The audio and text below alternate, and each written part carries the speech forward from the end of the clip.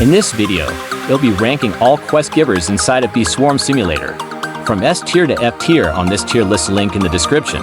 So if you want to find out which are the best quest givers, or which quest lines you should be grinding, make sure to stick around, as I will be answering all of these later in the video. But if you haven't already, please consider dropping a subscription. We've been doing so well lately with this. Keep it up. First up is Black Bear, probably the first quest giver you will encounter. I will give him a tier because he gives very good loot excluding the Star Jelly quest line, and teaches new players lots about the game. But let's now move on to Bee Bear.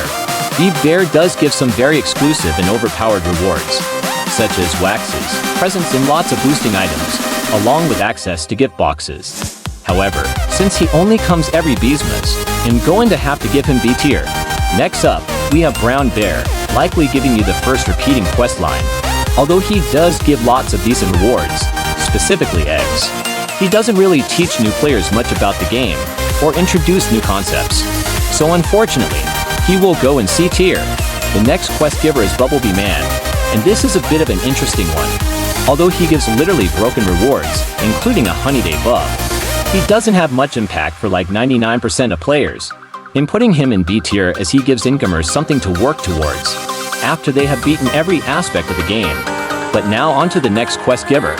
Buckobee is one of the first quest givers that you won't be able to talk to by default, and although it is constantly slandered for being RNG based, Buckobee is essential for game progression, granting access to the hydroponic planter, and more significantly, the Tide Popper. For these reasons, I'm going to put it in a tier with Black Bear, and while I'm at it, I may as well put Riley B there too. Next is Dapper Bear, who honestly has a lot of potential. He was designed to teach players about the planter and bee equip systems. However, his quest line has remained unfinished for a long time now, so I am going to have to put him in C tier. Gummy Bear is next, and while his quests do give good rewards, his quests are only accessible to a small number of players, and he only gives one out each Beesmas. He doesn't have much impact on the game as a whole, so is going in D tier. Okay, now let's be real. Honeybee just isn't a very good quest giver, for reasons which should be obvious. It doesn't give good rewards, and neither does it add to lore or game progression. So it's going in F tier. Sorry if I offended anyone. But in contrast, Mother Bear is definitely a much better quest giver, whose quests aim to teach players about the bond leveling system. I'm going to give her an A, only because her quest line is quite short. Now we have won it as in the quest giver, not the developer. Although he only offers 5 quests, they span a range which stretches from early game to late mid-game. He also gives decent rewards and reveals a lot of lore about the game. I'm going to place him in B tier. Panda Bear is another very good quest giver, whose quests aim to teach players about the attack system. He definitely does give very good rewards, such as eggs and a star treat, but many of his quests involve long cooldowns, so he will get a B. Next up is Polar Bear, and although I do believe that, with enough quests, Polar Power becomes very handy.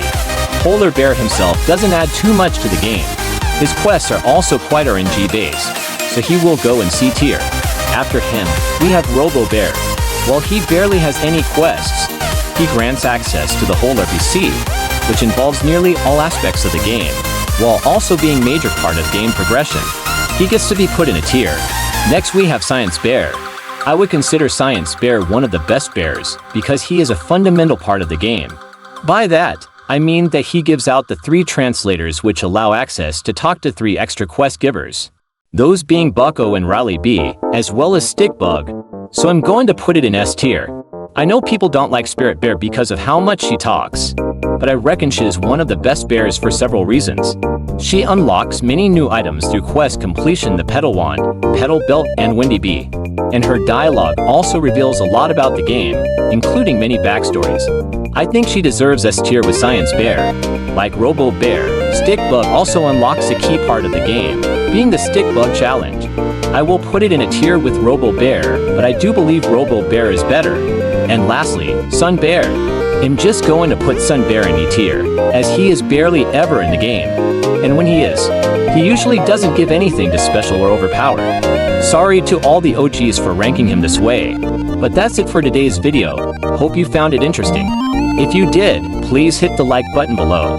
And also join the Discord server with the link in the description. And have a great day, night everyone. Goodbye.